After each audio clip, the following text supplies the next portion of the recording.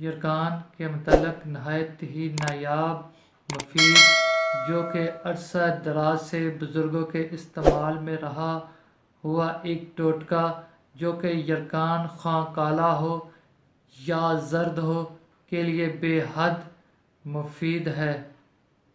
پھٹکڑی کو توے پہ کھل کر کے اس کا سوپ بنائیں۔ پہلے دن 1 چٹکی، دوسرے دن 2 چٹکی اور تیسرے دن 3 چٹکی دہی میں ملا کر استعمال کریں۔ تیسرے دن کے بعد چوتھے دن آپ روزانہ 3 چٹکی ہی دہی میں ملا کے استعمال کریں گے۔